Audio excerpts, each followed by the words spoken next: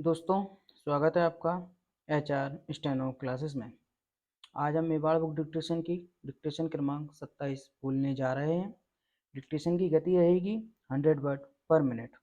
Dictation start होगी 5 second बाद। Start.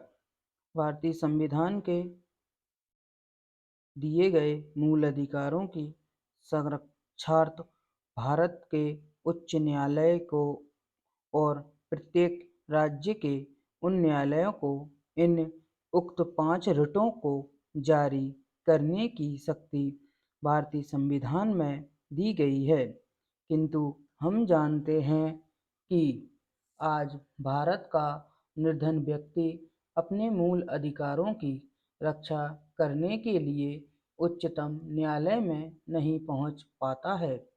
इस प्रकार मूल अधिकारों की रक्षार्थ की गई वर्तमान संवैधानिक व्यवस्था भारत के गरीब व्यक्ति के लिए वास्तविकता न होकर मात्र एक स्वप्न, कागजी अथवा दिखावटी व्यवस्था बनकर रह गई है। पैरा। अतः मेरा अनुभव है कि जिला जज को भी मूल अधिकारों की रक्षार्थ आदेश, निर्देश और रिट जारी करने की शक्ति प्रदान करने वाली विधि तत्काल पारित की जाए। अब इस बात की आवश्यकता महसूस हो रही है, यदि संसद या भारत सरकार जिला जज को मूल अधिकारों की रक्षार्थ ऐसी शक्ति न देना चाहे तो प्रत्येक जिले में एक विशेष न्यायाधीश नियुक्त कर उसे ऐसी शक्ति प्रदान करने वाली विधि पारित कर दी जानी चाहिए। ऐसा होने से मूल अधिकारों के उल्लंघन होने की दशा में जिला स्तर पर ही आवश्यकता अनुसार अत्यावश्यक से आदेश, निर्देश और रिट जारी हो सकेगी।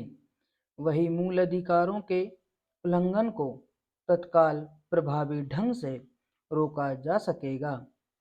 यह उल्लेखनीय होगा कि ऐसी विधि बनाना पूर्णतः संवैधानिक होगा, क्योंकि भारतीय संविधान के अनुच्छेद 32 में कहा गया है कि उच्चतम न्यायालय को खंड 1 और 2 द्वारा प्रदत्त शक्तियों पर प्रतिकूल प्रभाव डाले बिना संसद उच्चतम न्यायालय द्वारा खंड 2 के अधीन प्रयोग किन्हीं अथवा सभी शक्तियों का किसी अन्य न्यायालय को अपनी आधिकारिकता की स्थानीय सीमाओं के भीतर प्रयोग करने के लिए विधि द्वारा सशक्त कर सकेगी। पैरा।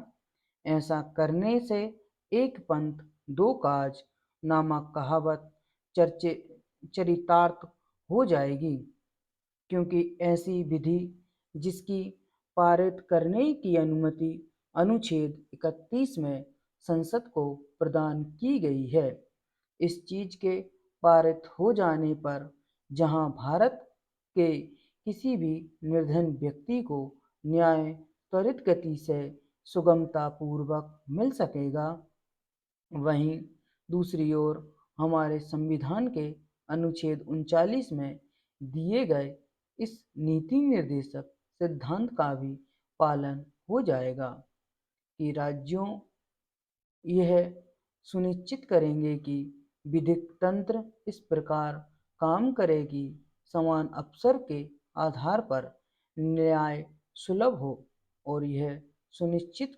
करने के लिए आर्थिक या किसी नियोग्यता के कारण कोई नागरिक न्याय प्राप्त करने के अधिकार से वंचित नहीं रह सकेगा। स्टॉप। दोस्तों, ये थी हमारी मेवाड़ बुक डिक्टेशन की डिक्टेशन क्रमांक 27। आप हमारी डिक्टेशन की प्रैक्टिस करें। जिस चैनल को हो सके ज़्यादा से ज़्यादा शेयर करें, लाइक करें, सब्सक्राइब करें, अपने दोस्तों को शेयर करें वीडियो, जिससे कि उसको अपने फ्रेंड को भी स्टेनो की और स्पीड बढ़ाने में मदद मिल सके। Thank you.